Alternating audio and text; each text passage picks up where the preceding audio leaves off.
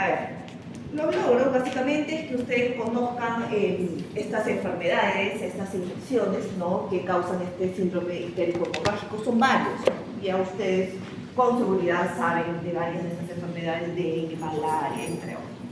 No es nada nuevo. Tal vez no lo sepan con este nombre, síndrome ictérico hemorrágico, pero a eso se refiere. Ya.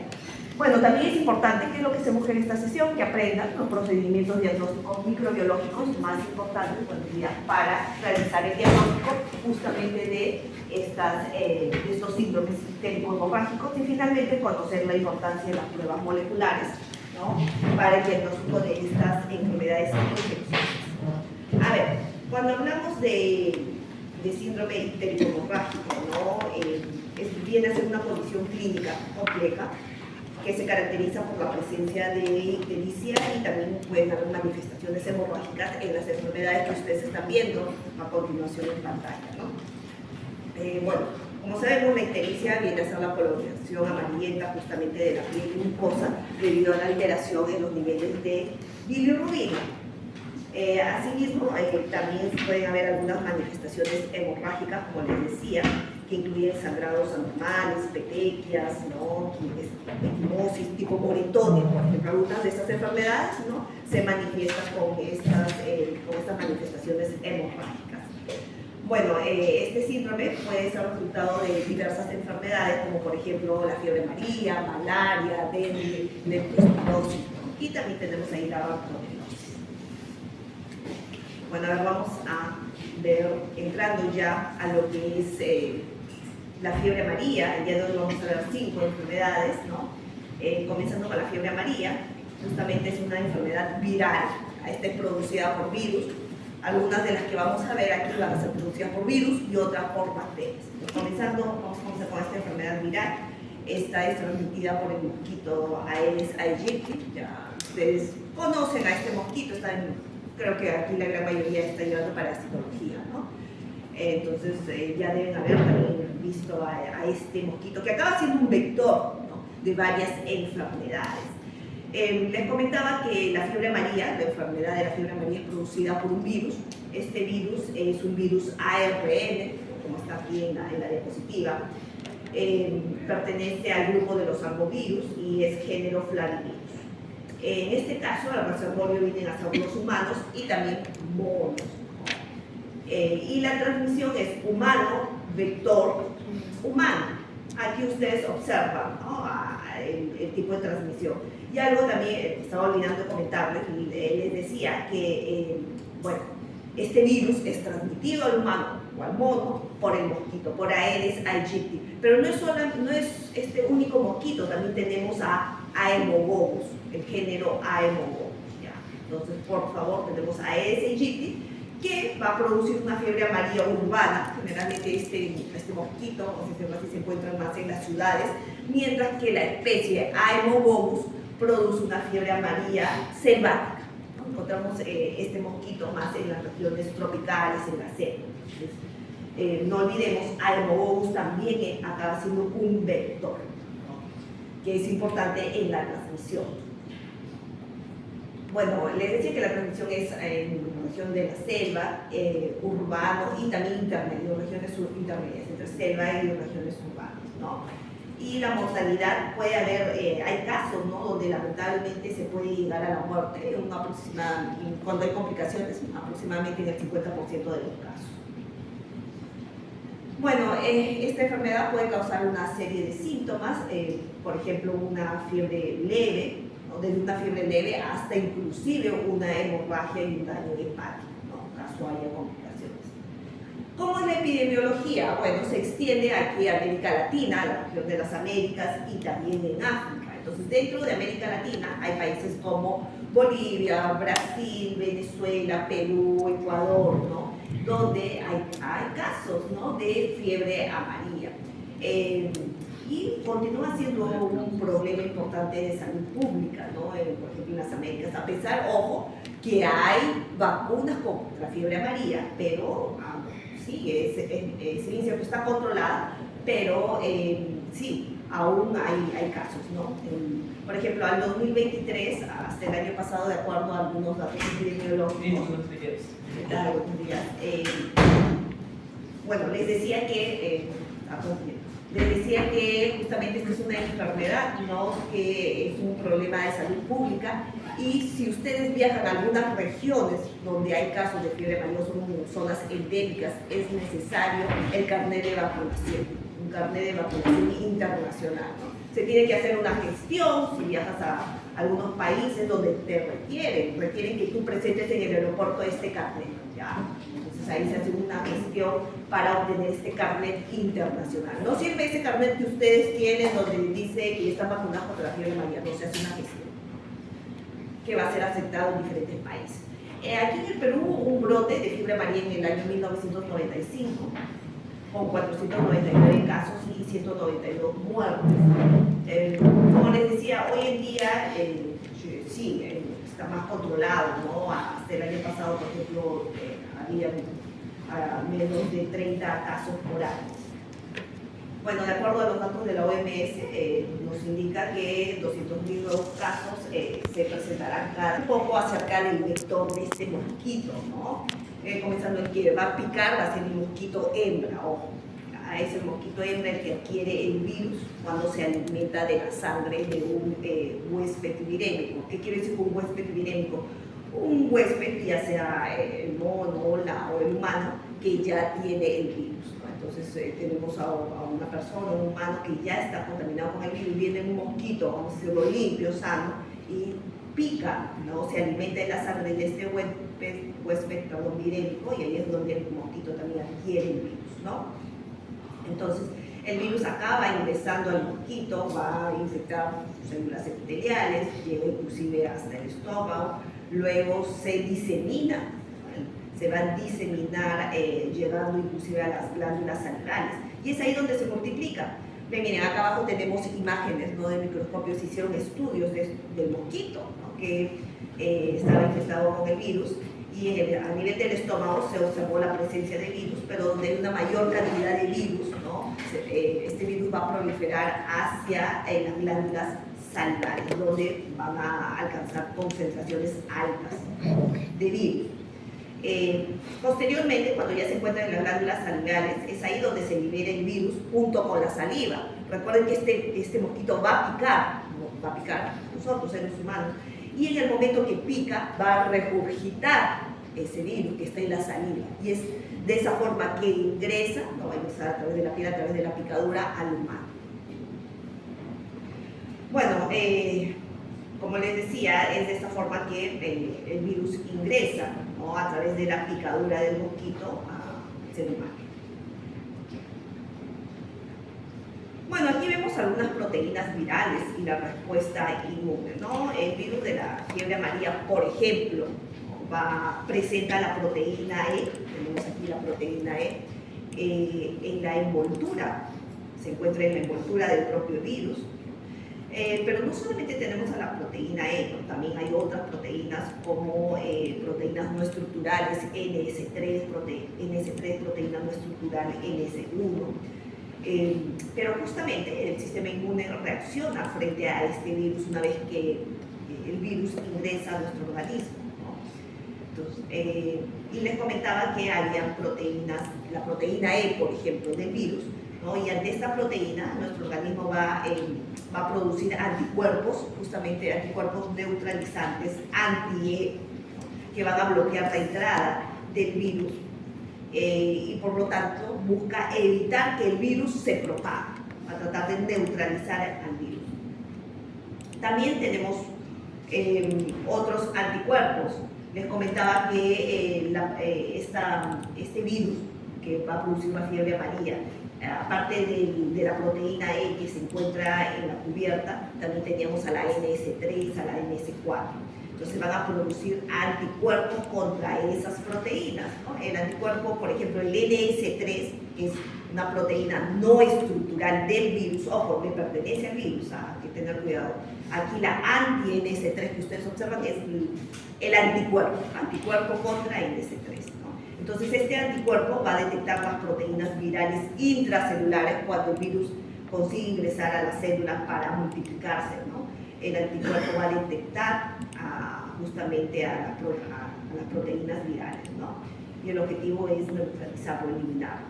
Mientras que el anticuerpo anti-NS1, aquí por ejemplo vemos aquí abajo, ¿no? Va a activar aquí al complemento, al sistema del complemento, ¿no? Va a generar, al activar el complemento, el complemento va a generar una lisis de las células infectadas, células huésped que están infectadas, ¿no? Genera la lisis con la finalidad de eliminar al virus que se encuentra dentro de estas células.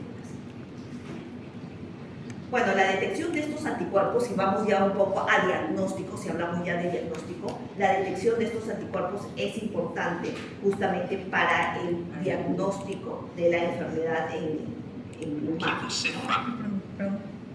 Bueno, como les decía, la detección de estos anticuerpos también puede correlacionarse con la protección inmunológica de los pacientes, ¿no? Si se están detectando anticuerpos es porque hay una protección, ¿no? Hay una protección inmunológica de estos pacientes o de los propios vacunados. Aquí, con respecto a la clínica, bueno, la incubación es de 3 a 6 días.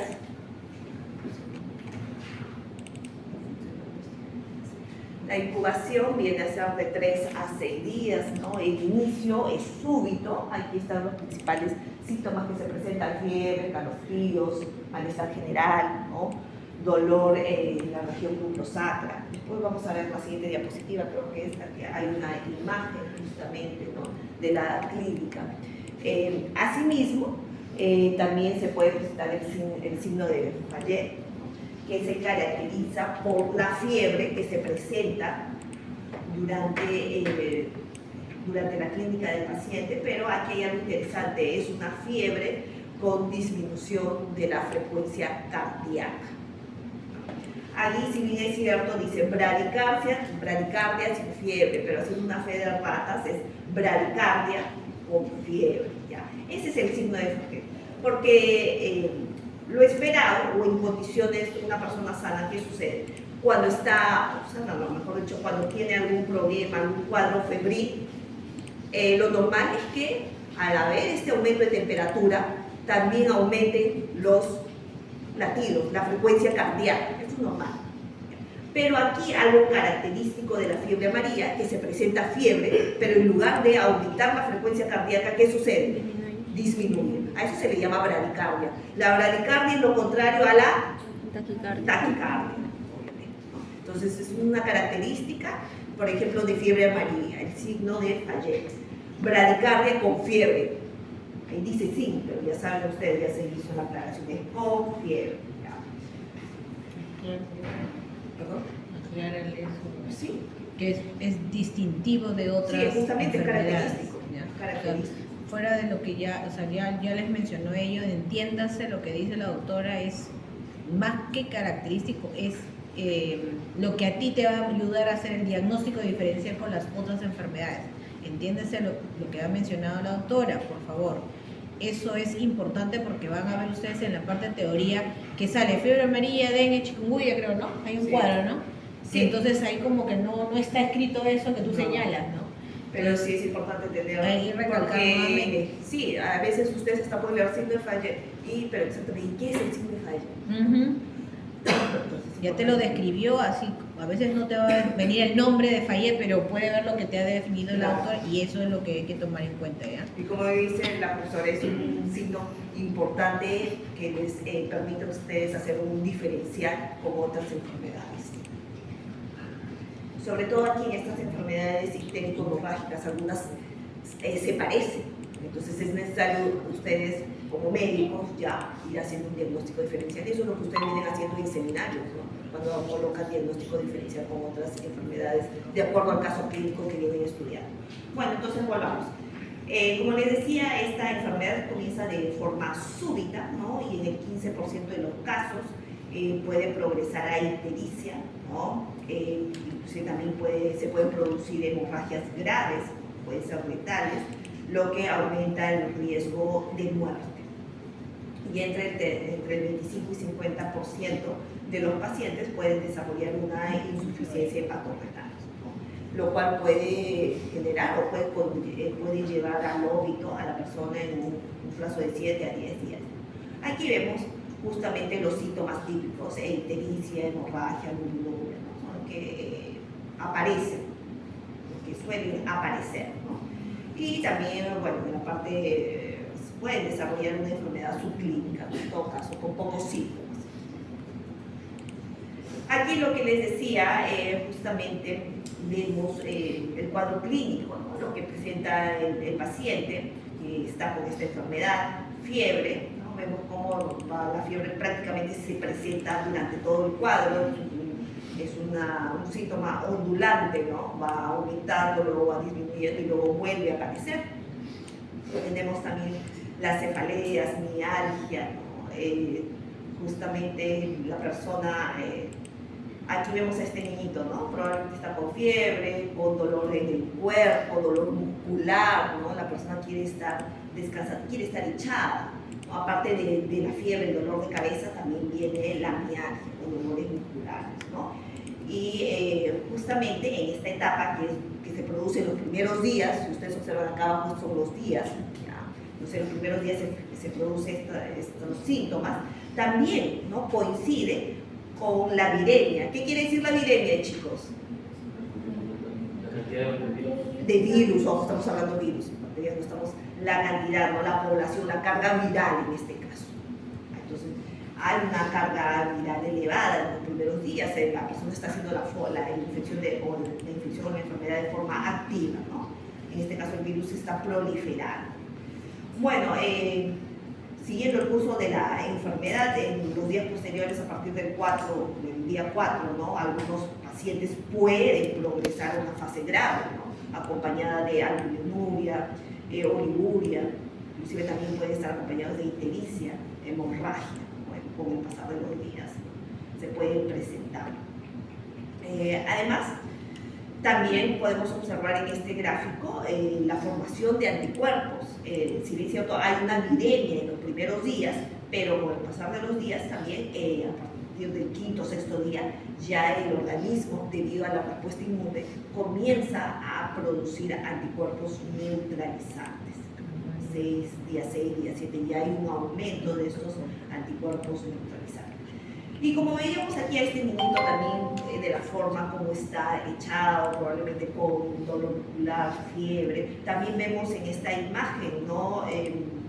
Una persona con ictericia, ¿no? Que es evidente en los ojos. Aquí ustedes observan los ojos de color amarillento. También aquí podemos observar justamente también la hematemesis, perdón. Ven aquí oscuro, este es un vómito, ya, el vómito también puede generar vómito color oscuro, negro. ¿Qué está indicando? Está indicando que hay un sangrado gastrointestinal, porque la persona está vomitando de color oscuro, color negro. Bueno, entonces aquí a través de estas imágenes, ¿no? Nos representan algunos de los síntomas o cuadro clínico que pueda presentar un paciente con fiebre amarilla. Con respecto al diagnóstico, habíamos hablado que en los primeros días hay una viremia alta, ¿no? Entonces a eso le llamamos fase virémica, ¿no? ¿Y qué se puede hacer entonces en una fase virémica con respecto al diagnóstico? Por ejemplo, se puede hacer un diagnóstico molecular, ¿no? Con la finalidad de obtener el material genético del virus, caso este esté presente en sangre, ¿no? Tengo un sospechoso, entonces ahí se retira sangre para hacer una prueba molecular, en este caso PCR. Y ahí habla de un RT-PCR. ¿A qué se refiere con RT-PCR, chicos? ¿Perdón?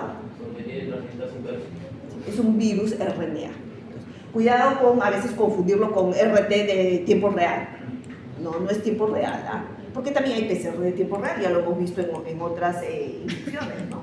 En otras enfermedades, con otros microorganismos. Entonces aquí nos referimos a un PCR de tasa reversa, ya que es un virus RNA. Entonces, lo que se va a detectar aquí, ¿qué es? ¿DNA o RNA? RNA, obviamente, ¿no? En un PCR tradicional lo que se detecta es el DNA o ADN.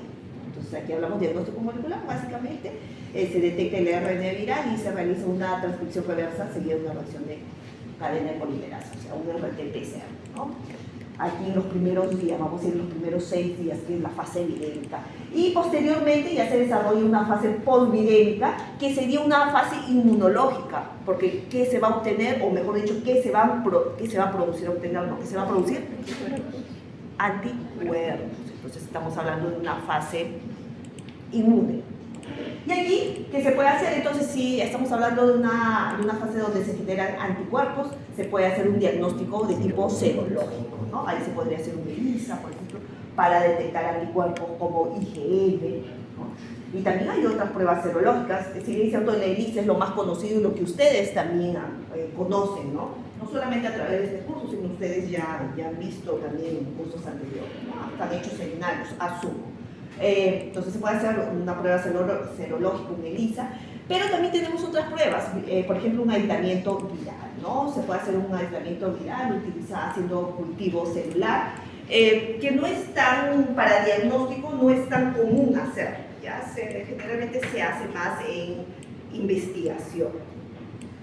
Bueno, inclusive se utilizan aquí algunas células, líneas celulares como Vero, que es una línea celular de ratones, o la C6/36, que son líneas celulares del mosquito Aedes.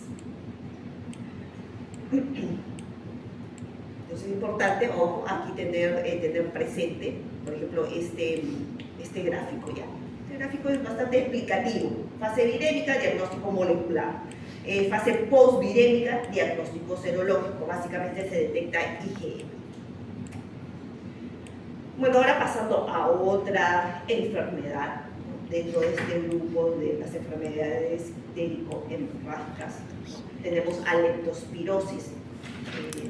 Bueno, la leptospirosis es producida por la bacteria. Ahora sí ya entramos a bacteria, a un agente patógeno bacteriano. El anterior era agente patógeno viral. Entonces, la leptospirosis es producida por la bacteria Leptospira, género Leptospira. Esta bacteria se caracteriza por tener una forma espiralada, acá ustedes observan, tiene aquí esta forma. Es una bacteria aeróbica, móvil. Pertenece, o mejor dicho, es del grupo de los gram negativos, y dentro del género Leptospira hay varias especies, ¿no? Tenemos especies patógenas y especies saprofíticas. Las especies patógenas, bueno, son las que van a causar alguna enfermedad, de ahí viene el nombre patógeno. Y las especies saprofíticas no son especies patógenas, sino que van a descomponer materia orgánica.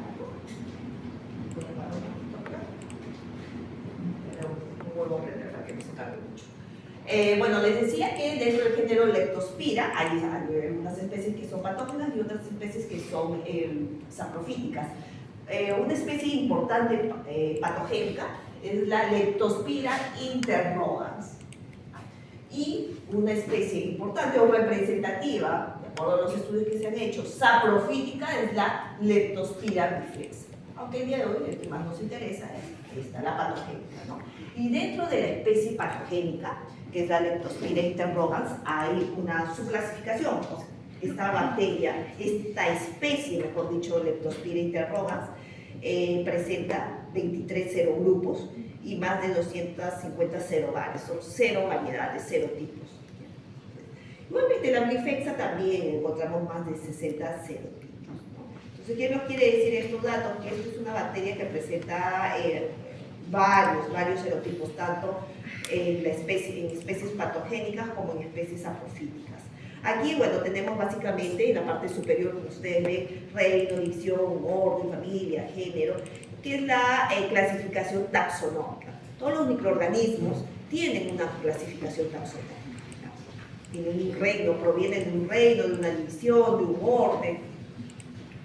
Y bueno, aquí en la parte inferior vemos también algunas características que ya habíamos comentado. Es aeróbica, crece en medios de cultivo con sangre, ¿no? En un pH de 6.7 a 7.4. Y ojo, desde ya se los voy comentando. es una bacteria que, si bien puede ser cultivada en un medio específico, demora bastante en crecer. Inclusive hacer cultivos para diagnóstico de leptospira se podría hacer, pero no es lo más común, no es lo más recomendable, debido a que demora, inclusive puede demorar hasta un mes, hasta 4 semanas en crecer. Entonces hay otras pruebas que los vamos a ver más adelante, pero desde ya se los estaba adelantando. Bueno, y esta es una de las pocas infecciones, como nos menciona la diapositiva, nos da ese dato interesante, dice, es una de las pocas infecciones que afecta a la vez hígado, pulmón y riñón, órganos claves, ¿no?, en nuestro organismo. Aquí vemos justamente la morfología de esta bacteria. Tiene esta forma tipo espiral, ¿no? Aquí podemos observar ya sea su membrana externa, habíamos hablado que es una bacteria gram negativa, tenemos también su membrana interna, así como también podemos observar algunos filamentos axiales, lo que está en rojito, forma parte de su morfología. Hacer una tinción con granos para estas bacterias no es tan efectiva, hay otros tipos de tinciones, inclusive se puede observar esta bacteria en un microscopio de campo oscuro. Y aquí, en esta parte de aquí, podemos ver básicamente, esta es su superficie celular, ¿no? Como les decía, es una gram negativa, entonces está formada por una membrana externa, un espacio periplasmático. Tenemos aquí la capa de peptidoglicano, que es aún más delgada, ¿no?, y también la membrana interna. Solamente para recordar la estructura básica de una bacteria gram negativa. La epidemiología, es una zoonosis de distribución mundial, es decir, puede ser transmitida a los nuestros organismos. Y vamos a ver en la siguiente diapositiva, si no me equivoco, vamos a ver qué otros órganos también afectan, no solamente eso, ¿no? Y aquí vemos, ¿no?, en el año 2014, 1.658 casos, vámonos al 2019. 1.773, entonces sí hay leptospirosis, ¿no? Aquí tenemos el número de casos, incidencia, inclusive de funciones. Sí, es cierto, de funciones menos de 10, vamos a decir, porque aunque al 2019 11, estos datos necesitan ser actualizados, es verdad, pero se les muestra básicamente para que ustedes vean cómo la progresión, ¿no?, y, ¿no?, la presencia de esta enfermedad aquí en Perú. Inclusive puede llevar a la muerte, como ustedes observan en esos datos del cuadro.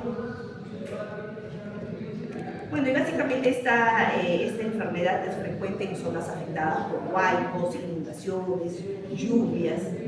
Estas condiciones ambientales y sanitarias van a facilitar justamente la transmisión de la enfermedad. Por eso que hablábamos que era una enfermedad ambiental. Mire, aquí observamos algunos casos en estas regiones, Loreto, Maldonado, Piura y Ayacucho. Justamente son regiones donde se producen algunos huaicos, lluvias, facilita la presencia de esta bacteria. Los factores de riesgo, tenemos factores de riesgo ocupacionales, ¿no?, de acuerdo a la ocupación también de la persona, si son agricultores, trabajadores de camales. Por ejemplo, los trabajadores de camales, habíamos hablado que la bacteria también se encuentra en el ganado, ¿no?, y estos trabajadores de camales van a estar en contacto, ¿no?, con los órganos, van a estar en contacto justamente con estos animales. Aquí vemos transmisión, ¿cómo es?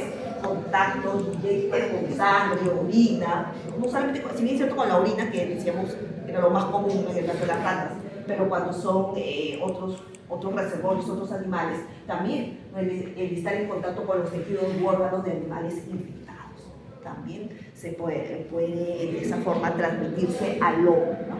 Otras ocupaciones, tenemos veterinarios, también los veterinarios, ¿no?, están en contacto con estos reservorios, agricultores de arroz, personal militar.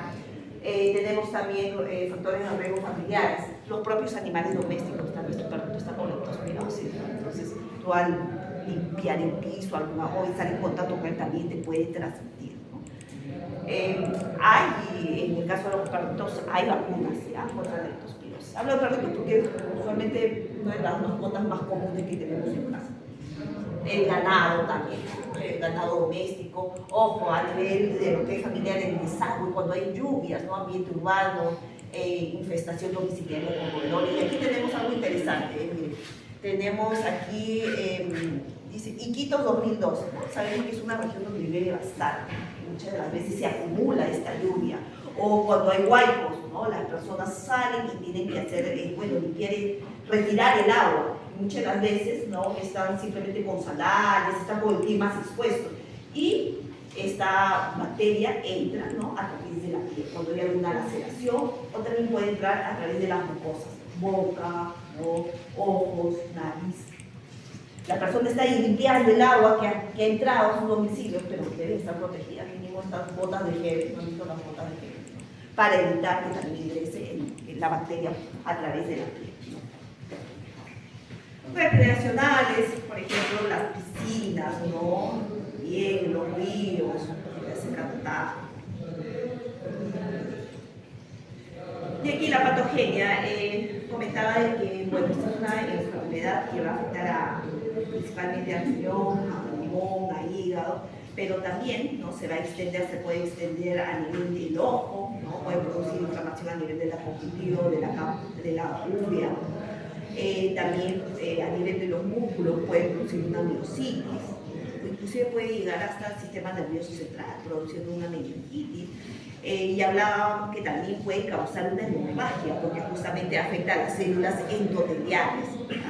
Y el problema, sabemos que cuando se produce una hemorragia, esta se puede producir en diferentes partes del organismo. Y cuando hablamos de una hemorragia pulmonar, es sumamente peligroso. La persona puede morir. Sí, cierto, esta es una enfermedad sistémica autolimitada en el 90% de los casos, ¿no? Y un 10% puede ser fatal. No significa que tienes leptospirosis, sinónimo que vas a morir. No, hay tratamiento, pero lo ideal sería diagnosticarlo de una forma rápida, ¿no? Ni siempre es así, porque justamente aquí tenemos el fenómeno del iceberg. ¿A qué se refiere al fenómeno del iceberg? Que la mayoría de las personas infectadas con esta bacteria, Leptospira, no presentan en sí síntomas graves, ¿no? o desarrollan una enfermedad subclínica con síntomas muy leves. Entonces, es una minoría de los infectados que va a desarrollar síntomas graves. Y esa minoría es la punta del iceberg. Es lo que ustedes, si vemos un iceberg, ¿no? Imagínense un iceberg, ustedes ven la punta, pero este viene desde abajo. Entonces, lo que está abajo es la gran mayoría de casos que se presentan como asintomáticos o desarrollan una enfermedad clínica. La minoría es la que desarrolla esta enfermedad con estos cuadros clínicos complejos, ¿no? Donde puede afectar al hígado, riñón, pulmón, y también vemos que se puede diseminar a diferentes órganos. A eso se refiere con el fenómeno del iceberg. Bueno, y justamente esta enfermedad puede conllevar una falla renal, una falla hepática, ¿no? En el 15% de los casos, y cuando ya hablamos de una hemorragia a nivel de pulmón, ya la situación se agrava, ¿no? Y puede conllevar a la muerte en un 70% de los casos. ¿Cómo es la clínica justamente de esta enfermedad? Bueno, a ver, vamos a ver. Hay un periodo de incubación de 4 a 13 días, ¿no? Puede variar también. Es una enfermedad bifásica. ¿A qué se refiere? Que tiene dos fases, por eso hablamos de bifásica, dos fases. Una fase leptospirémica. ¿Y a qué se refiere con fase leptospirémica? La bacteria, en este caso leptospira, va a estar presente ¿en dónde, chicos? Leptospirémica. En sangre y fluidos, también líquidos cefalorraquídeos. Y la segunda fase es la fase inmune. ¿Recuerdan cuando vimos fiebre amarilla? Y había una fase virémica, ¿no? Y una fase postvirémica, pero le comenté que esa fase postvirémica también se relacionaba con la fase inmune, donde hay formación de anticuerpos igualmente. Esa de ahí también es una enfermedad bifásica. Esa también tenemos la fase leptospirémica y la fase inmune. Ya ustedes asumen que aquí ya se están formando anticuerpos. Y bueno, aquí nos menciona la enfermedad de Weill. La enfermedad de Weill viene a ser la leptospirosis grave. Ya cuando la leptospirosis es grave, es llamada de enfermedad de Weill. Es una leptospirosis grave. Bueno, entonces, a ver, hablando de la primera fase, porque la primera fase es la leptospirémica, ¿no? Esta dura aproximadamente un promedio de 4 a 9 días. La bacteria leptospira se encuentra en sangre y también en otro fluido que es el líquido cefalorraquídeo. Bueno, aquí nos menciona algunas el cuadro clínico que se desarrolla durante esta fase, como por ejemplo calofríos, fiebres, cefaleas, también hay mialgias, ¿no? A nivel de las pantorrillas, de los muslos, hiperestesia cutánea, anorexia, tos, hemoptisis, ¿no? Son varios, la bradicardia, ¿no? También inyección conjuntival a nivel de los ojos, también hay una inflamación a nivel de la conjuntiva, puede haber, entonces está diseminando, así como también erupción térmica. Y luego que le sigue la fase inmune, donde ya hay formación de anticuerpos, ¿no? ¿Qué anticuerpos son los que aparecen primero? Los IgM. Hay que tener cuidado. Entonces también en esta fase se puede encontrar la leptospira en la orina, porque si bien es cierto, se encuentra en la orina del reservorio, pero también puede ser encontrado en la orina ya del humano, cuando ya ingresa la bacteria al cuerpo, ¿no? A nuestro organismo, por hecho. Esa fase no puede ser prolongada, ¿no? Dura entre 4 a 30 días, ¿no? Puede ser bastante prolongada. En los primeros días el paciente puede estar asintomático, ojo, porque estamos dentro de la enfermedad, no significa que porque esté en fase inmune ya no hay síntomas, ¿no? Y los síntomas solamente aparecen en la fase leptospirémica, no es así. En la fase inmune también puede haber una recurrencia de fiebre, meningitis, ¿no? Y también vemos líquido cefalorraquídeo. Recuerdo cuando vimos fluidos y entre ellos el líquido cefalorraquídeo, donde era importante conocer, ¿no? Las características de este líquido. Por ejemplo, era importante conocer los niveles de glucosa, los niveles de proteínas. Recuerda que estos se podían ver alterados en una infección, ya sea por bacterias, por virus. Entonces, era importante. Y exactamente en esta enfermedad, en la leptospirosis, el líquido cefalorraquídeo, si se hace un estudio, se ve algunas alteraciones. Por ejemplo, proteínas elevadas. Los niveles de proteínas normales se elevan. La glucosa puede estar normal o puede estar disminuida. Y también, ¿no? Hay presencia de polimorfo-nuclear. Entonces, aquí también, en esta fase se puede producir una miocarditis, ¿no? También afecciones a nivel del ojo, por ejemplo, o una encefalitis. Problemas a nivel del sistema nervioso. Bueno, aquí ya vemos a la enfermedad, a la leptospirosis en un estado grave. Que es llamada de enfermedad de Weyl, donde hay una recurrencia marcada de fiebre y esta se puede prolongar durante semanas, ¿no? Hay afectación a nivel del hígado, del riñón, hay hemorragias, hay anemia, leucocitosis. Y bueno, con respecto al hígado, ¿qué sucede? Puede suceder una hepatomegalia, ictericia, ¿no? Aquí vemos aquí ictericia, justamente la mirada de la persona, el cuadro de ictericia. También puede haber alteraciones en las enzimas hepáticas, ¿no? Que no es tan común, pero puede haber, ¿no? Hay una hiperbilirubinemia, ¿no? A nivel del riñón también se viene a producir una proteinuria, leucocituria, hematuria, presencia de sangre en orina, por ejemplo, ¿no? Así como también hemorragias. Y aquí algo interesante, dice, predictores de mortalidad. Recuerden que estamos en la forma grave de la enfermedad. Entonces, si estamos en la forma grave, puede, ¿no? Al estar en la forma grave, hay peligro de que la persona pueda morir, ¿no? ¿Y cuáles son esos predictores de mortalidad? Adultos, ¿no? Esta enfermedad, sobre todo, es mortal en adultos. Insuficiencia renal, como visto, todas las a nivel renal, las fallas que genera esta bacteria, insuficiencia respiratoria. Comenté también que puede haber una hemorragia a nivel pulmonar y acaba siendo un predictor de mortalidad, también arritmia cardíaca, ¿no? A nivel de corazón aumenta la frecuencia cardíaca y asimismo también alteración del sensor. Entonces estos son predictores de mortalidad cuando ya estamos en una fase, en una enfermedad de Weyl, que es la enfermedad grave de la leptospirosis. La historia natural de esta enfermedad. Tenemos el periodo de incubación de 2 hasta 20 días, es un poco variable, y la leptospirosis puede estar presente, como habíamos mencionado, en sangre, y aquí estamos hablando de la fase leptospirémica, ¿de acuerdo? Es aproximadamente una semana, unos días más. La bacteria va a estar presente en sangre, también se puede encontrar en líquido cefalorraquídeo entre la primera y segunda semana, ya comienza a aparecer, mitad de la primera semana y prosigue hasta la segunda semana. Los reservorios va a estar constantemente en la orina, de forma constante va a estar en la orina. Ya en el humano, en la persona, va a comenzar a aparecer en la orina al final casi de la primera semana y puede permanecer por varias semanas también en la orina.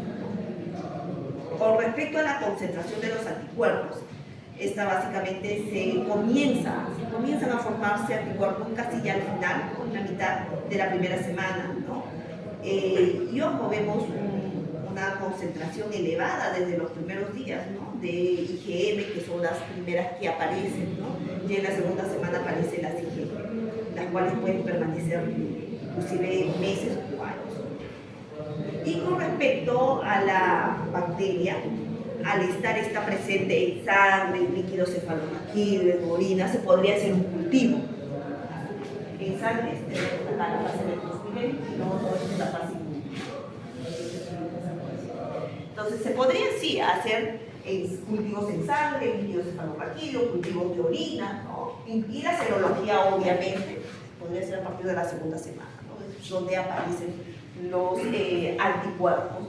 Pero algo que ya les había comentado, no es tan común hacer cultivos, pero es importante que sepan que sí, ahí pueden encontrar, ¿no? Ya entrando a lo que es el diagnóstico, lo que les venía adelantando, en este caso, para la detección, ¿no? de esta bacteria, se utiliza la prueba de aglutinación microscópica, MAT, tiene la sigla MAT, MAT, que viene a ser el gold standard. Y también tenemos prueba de aglutinación en cruces. Estas son pruebas inmunológicas.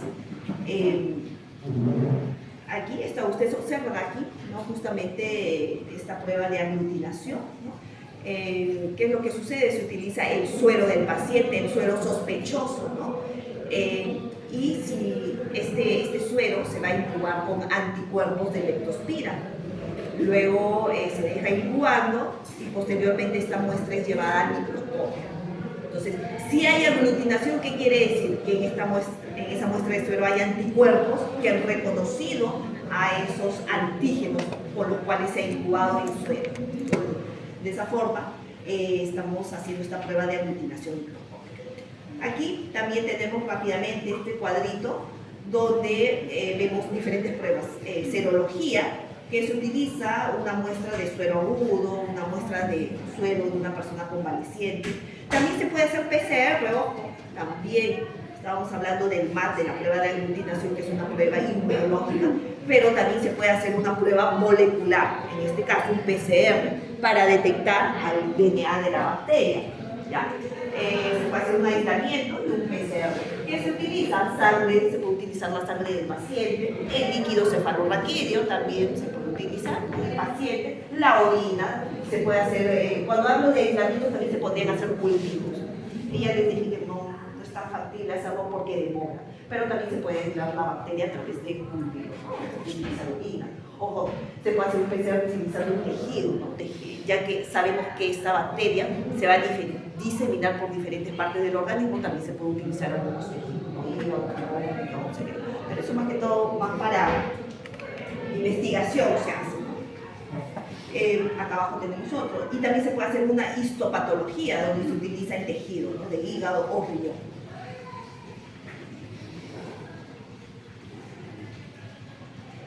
Bueno, aquí los criterios de confirmación de laboratorio, bueno, aislamiento de la bacteria, se puede aislar la bacteria a partir de la sangre, de la orina, del líquido cefalorraquídeo, de los tejidos, ¿no? ¿Cómo lo aíslas? Por ejemplo, puedes hacer un cultivo.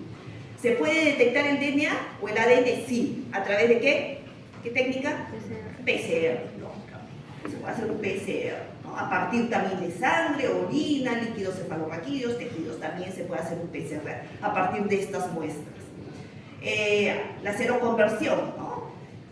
Justamente se puede, ya que hay una seroconversión presencia de anticuerpos, se podría hacer la prueba de microaglutinación con la finalidad de detectar, ojo, el MAT, la prueba de microaglutinación microscópica detecta anticuerpos, por si acaso, anticuerpos que van a estar presentes en el suero del paciente.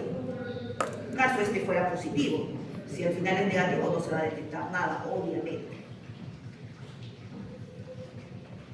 Bueno, y aquí tenemos el PCR tipo, por ejemplo, aquí sí, es un PCR tiempo real, no estamos hablando de RT, estamos en un PCR tipo real, aquí nos menciona las muestras que ya mencioné. También se pueden hacer pruebas rápidas, como ELISA, pero bueno, su sensibilidad no es tan alta, ¿no?, para detectar anticuerpos. La muestra sería el suero. Y el cultivo, que sí se puede utilizar para aislar la bacteria, demora hasta 42 días. Por eso que no es tan común hacer un cultivo, se prefiere hacer un PCR, un MAT, que es más rápido, obviamente, pero se puede hacer. No se puede obviar esa prueba, es importante que ustedes también sepan que se puede hacer.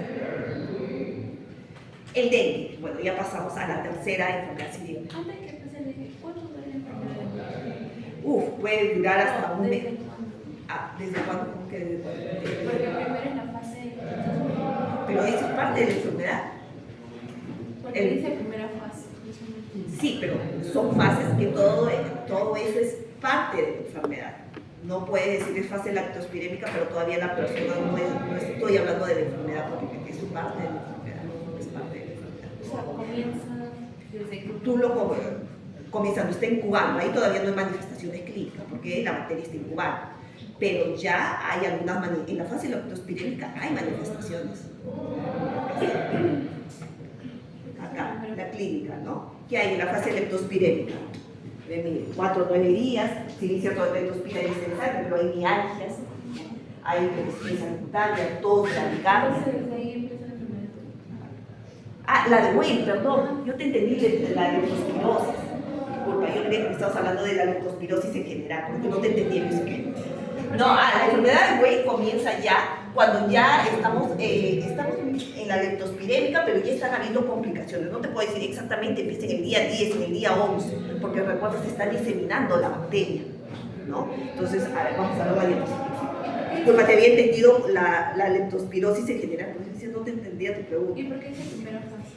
La primera fase se refiere, sí, ¿no? Justamente se relaciona más a lo que nos quiere decir, se relaciona más con la leptospira en sangre, cuando está en la fase de sangre. Pero no exactamente en el día 6, en el día 5, ¿no? Se relaciona ya más con el final, cuando no hay mejoras. Entonces ya está habiendo daño a nivel de hígado, a nivel de pulmón, ¿no? Entonces se relaciona más con el final, pero no exactamente es que va a ser, recordemos que no podemos decir que en la fase leptospirémica propiamente no se va a producir esta enfermedad de Wayne. Ahí nos dice primera fase porque es para estar acompañando esta primera fase. Podría ser que acompañe la fase y a la gente. Sí, pues. Por eso que no exactamente enfermedad de Wayne está entre la primera y la segunda, o en la primera fase o en la segunda fase, ¿no?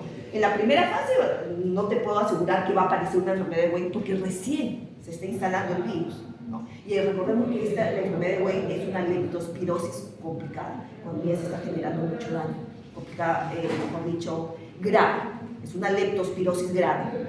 En pocas palabras, ¿qué es la enfermedad de Wayne? Una leptospirosis grave. Y la gravedad se va desarrollando con el pasar de los días. Entonces es una enfermedad que necesita acompañamiento.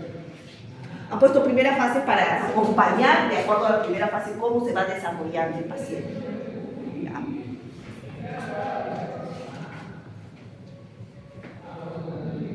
A ver, estábamos en dengue, ¿no? En el caso de dengue, 10 y 20 acaba la clase, ¿no? El caso de dengue está producida por un virus también. Uf, qué calor. Es un virus, también es a nivel mundial. En este caso, lamentablemente, no hay aún vacunas. Sí, es cierto, en algunos países sí han estado poniendo algunas vacunas, pero esta vacuna era efectiva para personas que ya habían contraído la enfermedad, ¿no? Entonces aquí es, bueno, hasta qué punto es tan efectiva en todo caso esa vacuna. Si es cuando ya se ponían las personas que ya habían tenido la enfermedad, la cosa es prevenir, ¿no?, con las vacunas. Bueno, es ocasionado este virus, pertenece, mejor dicho, al grupo arbovirus de la familia Flaviviridae, ¿no? Hay 4 serotipos, D1, 2, 3 y 4. Y bueno, es una enfermedad metaxénica porque el patógeno es transmitido a los humanos a través de un vector. A eso se refiere como enfermedad metaxénica. ¿Cuál es el vector? Aedes aegypti, igual que la fiebre amarilla, ¿no? Y bueno, afecta 128 países, ¿no? Son potencialmente afectados. Y bueno, aquí tenemos algunos datos de la OMS, ¿no? 250 millones de personas en riesgo debido justamente al dengue. Por ejemplo, a nivel aquí de Perú, estos últimos años, ¿no? Ha habido un aumento. Sobre todo el año pasado escuchábamos en las noticias cómo iba aumentando los casos de dengue. Este año también, pero yo recuerdo más el año pasado, donde las noticias no aumentaban. Y ha sido durante todo el año, ¿no? Ni siquiera para decir más en el verano, ¿no? Era junio, era agosto. Sí, es cierto, el año pasado también hemos tenido un invierno cálido, ¿no? Bueno, se disemina en todas las Américas, principalmente climas tropicales y subtropicales, ¿no? Este mosquito va a ser el Aedes aegypti, es un vector no solamente de fiebre amarilla, de dengue, también tenemos a Zika y chikungunya, es un vector de estas enfermedades.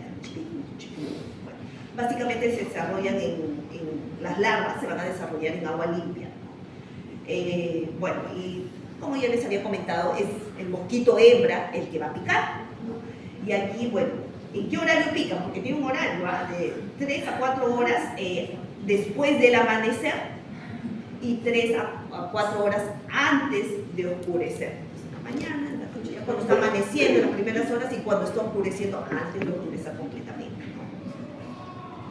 Sí.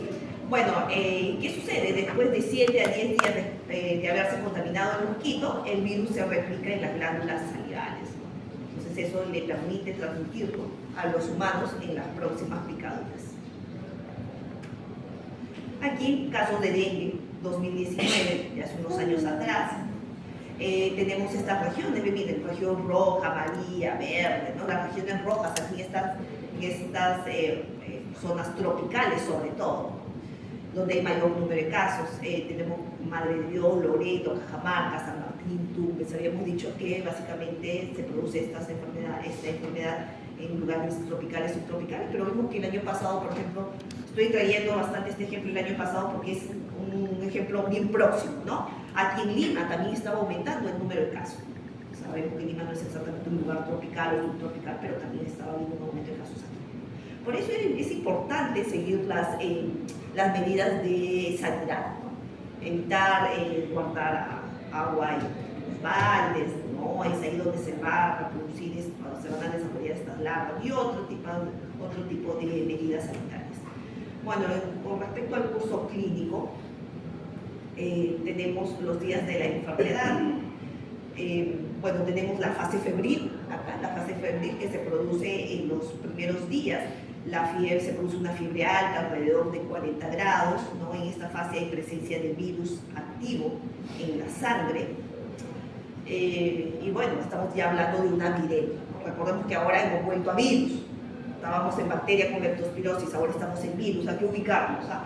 Entonces, en esta fase febril, básicamente se produce una fiebre alta y aquí no se ve bien, está medio oscuro, pero si ustedes tal vez en sus dispositivos aquí se ve una línea tenue. ¿Qué están viendo? Esto se refiere a la viremia, ¿no? Los primeros días hay una viremia, está en sangre. Aquí está muy tenue, tal vez ahí se logra ver, ¿no? Entonces hay una viremia también en los primeros días que coincide justamente también con esta fase febril, que como les decía, es una fase febril entre más o menos del día 1 del día 4, ¿no? Día 3, día 4. Bueno, también tenemos a la fase crítica. Tiene este nombre porque se tiene que estar atento ¿con qué? Con los signos, como menciona aquí, con los signos de alerta, porque aquí es donde puede haber complicaciones. Por eso que una vez que el paciente es diagnosticado con dengue, tiene que estar en seguimiento en esta fase crítica, que dura más o menos entre el día 4 al día 7, ¿no? Porque se pueden dar algunos signos de alarma, como hemorragias, ¿no? Aparición de shock, daño del órgano, el hígado, los riñones. Y aquí se hace un acompañamiento justamente con el laboratorio, con exámenes de laboratorio, donde se ve, o mejor dicho, se acompaña con los niveles de hematocrito. El hematocrito, que es la línea verde, aumenta en esta fase crítica, ¿no? Y si aumenta, ¿y qué sucede con las plaquetas? Las plaquetas caen en esta fase. Entonces es necesario hacer un acompañamiento un análisis de sangre, ¿no? Porque se pueden observar una caída de plaquetas y un aumento de hematocrito. ¿Y por qué hay este aumento de hematocrito? Porque comienza a haber fuga de líquido, ¿no? Y justamente esto acaba trayendo un aumento del hematocrito porque hay una hematoconcentración. Al haber fuga, ¿no?, de líquido de la sangre, se está concentrando glóbulos rojos, por eso que hay un aumento en el hematocrito. ¿Y por qué hay una fuga justamente de estos líquidos, del plasma de la sangre? Porque recordemos que durante la enfermedad el sistema inmune está actuando y está habiendo inflamación. Y recuerden que la inflamación aumenta la permeabilidad de los vasos sanguíneos. Entonces esto también ayuda a que haya una fuga de líquidos. Entonces, que también hay deshidratación. Por ejemplo, estos pacientes tienen que estar hidratándose, no pueden tomar antibióticos, tienen que tomar Panadol, bastante agua, ¿no?, suero, y acompañando con los signos de alarma, porque puede desarrollar un dengue grave. ¿Sí?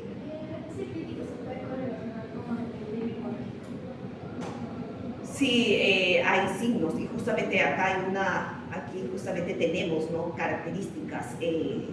Ahorita voy a terminar de explicar aquí, pasamos ahí para hablar lo que mencionabas. Tenemos la fase de recuperación. Bueno, si no hay complicaciones, ¿no? Si al estar atentos a los signos de alergia no hay este tipo de complicaciones, daños en los órganos, hemorragias, sí, el paciente se logra recuperar, ¿no? Ya cuando se logra recuperar, estos niveles de hematocrito y plaquetas vuelven a lo normal. Las plaquetas ya van aumentando poco a poco, porque recuerden que hubo una caída, ¿no? Y el hematocrito de lo que estaba alto ya va cayendo, ¿no?, va yendo a valores normales. Igualmente, en esta fase de recuperación, entre la fase crítica y recuperación ya se van formando anticuerpos también. Tenemos una formación de anticuerpos. Y aquí ya hay una reabsorción de líquidos. De lo que había una fuga, ya en la fase de recuperación ya hay una reabsorción, ¿no? Aquí la temperatura también ya se normaliza en esta fase de recuperación. Puede normalizarse o disminuir. Bueno, ya como les decía, en esta fase hay una mejora, ¿no? Y vemos la presencia de anticuerpos. Justamente su compañera hablaba, ¿no?, del dengue severo, del dengue hemorrágico. Bueno, el dengue se puede presentar sin signos de alarma. Cuando hablo sin signos no significa que no tenga síntomas, sino que no hay signos de alarma específicamente, o también con signos de alarma. Cuando hablamos de signos de alarma, que es lo más común, no todos desarrollan un dengue con signos de alarma que te puede conllevar a un dengue severo, no. Un dengue que no tiene signos de alarma, pero hay síntomas, es verdad, es lo más común, ¿no? Entonces, que presenta náuseas, vómitos, rash, ¿no? Algunas también manchitas rojas, mialgia, dolor retroocular, también las personas mencionan que les duele el ojo, la parte del foro, también es una característica, ¿no? Cuando hablo de leucopenia. Estos son la clínica más común, ¿no? Pero también puede desarrollar signos de alarma, como veíamos, a partir del día 4, del 7, entonces tenemos dolor intenso y continuo, vómitos, ¿no? Y hay acumulación clínica de fluidos, que les dije que va a haber un escape de fluidos, no sangrado, que estamos hablando acá de sangrado a nivel de las mucosas, hepatomegalia también. Entonces ya vemos complicaciones, están apareciendo estos síntomas de signos de alarma, ¿no? A nivel de laboratorio hay un aumento de hematocrito, y también puede haber una rápida caída de plaquetas, lo que puede conllevar, ¿no?, a un dengue severo. Y aquí ya en dengue severo hablamos un escape severo de fluidos, una hemorragia severa. Aquí ya estamos, por eso hablamos de dengue severo, ¿no? Ya hay una hemorragia severa, así como también diferentes daños a nivel de los órganos.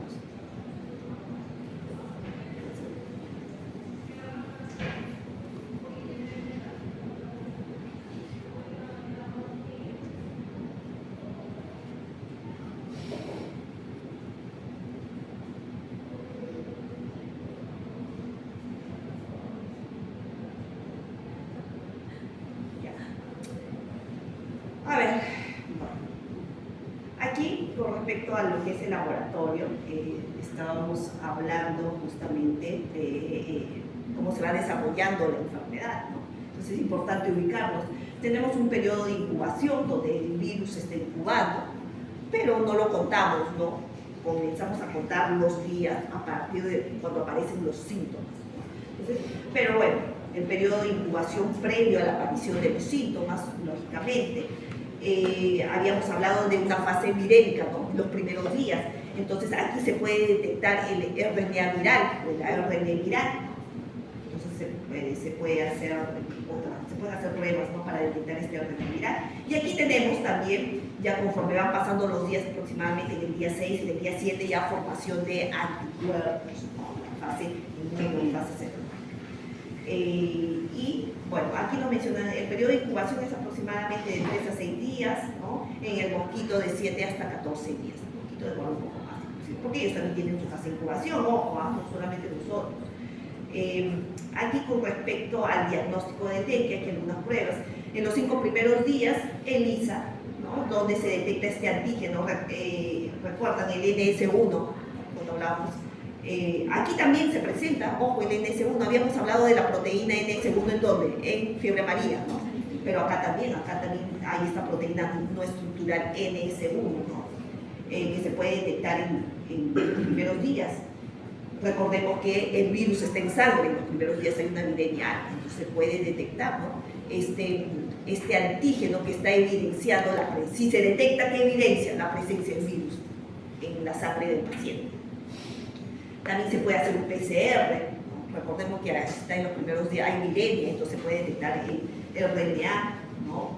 Se hace un RT-PCR, recordemos, este es un virus RNA o ARN, entonces un PCR transcriptasa reversa, ¿no? También se podría hacer un cultivo viral, una secuenciación genética, ¿no? Y ya a partir del día 6 para adelante, donde ya hay presencia de anticuerpos, se puede hacer ELISAs para detectar ¿qué? Justamente los anticuerpos, IgG, IgG, ¿no? Se pueden hacer diferentes pruebas serológicas. Aquí ya estamos hablando de pruebas serológicas.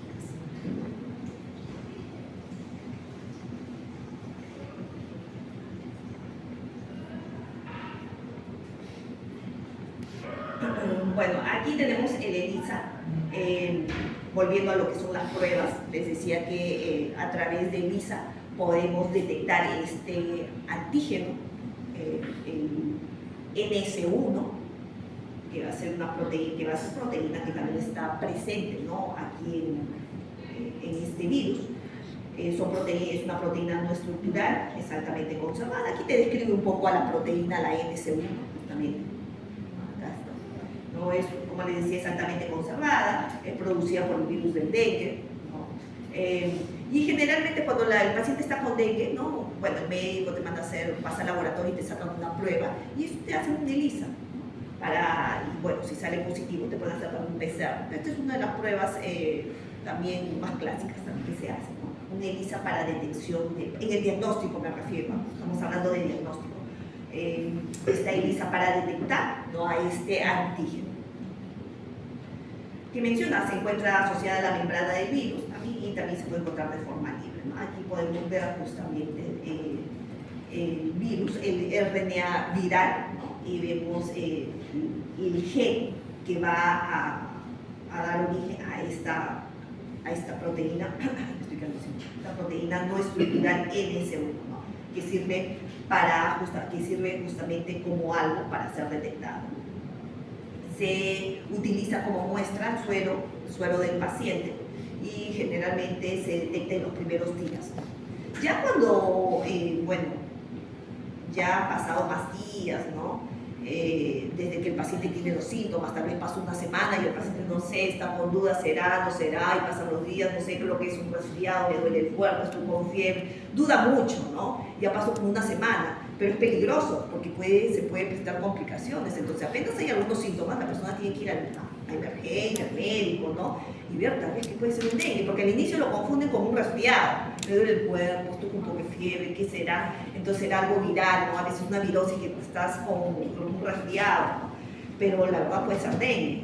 Pero conforme pasan más días ya tendremos que partir a una prueba serológica, ¿no? Para ver anticuerpos. Pero en los primeros días se puede detectar este antígeno, ¿no? antígeno no estructural NS1. La sensibilidad, ojo, es alta, del 93%, y la especificidad es de 100%, ¿no? Es bastante alta. También el valor predictivo es 100%. O sea, si es. Si te sale positivo es porque es. 100%, todo. O sea, es.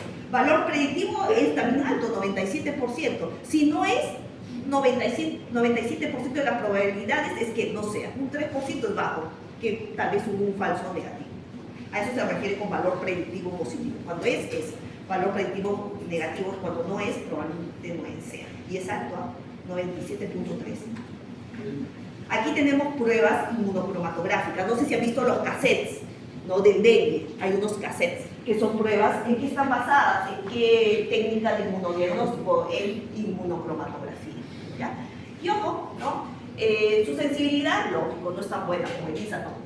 Tiene una sensibilidad del 50% y sí te puede dar falsos negativos, ¿no? Pero sí también se utilizan estos cassettes, que son las pruebas rápidas, ¿no? Pero es, bueno, como les decía, no tiene una sensibilidad tan alta, ¿no? Y estas pruebas también son rápidas, ¿no? Aquí vemos justamente como es una inmunocromatografía, dentro de este cassette no lo vemos, ahí hay una especie de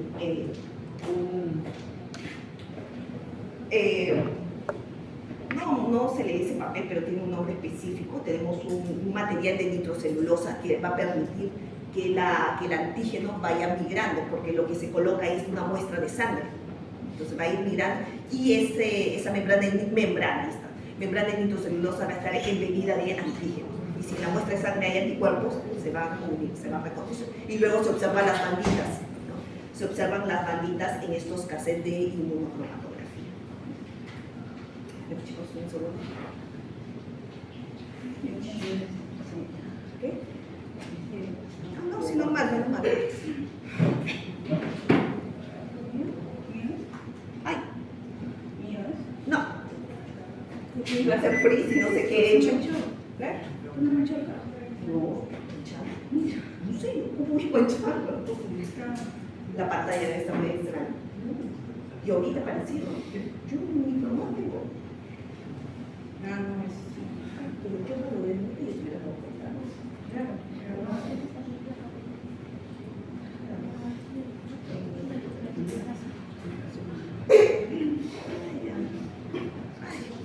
no debía pagarlo, no me acuerdo. Ya.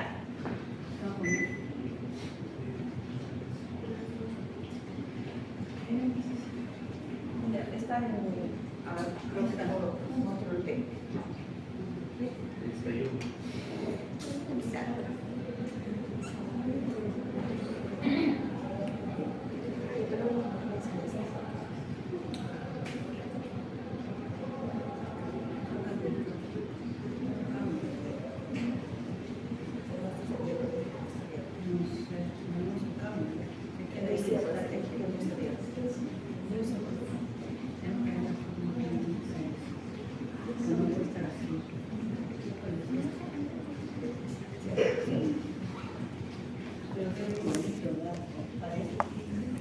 Es en el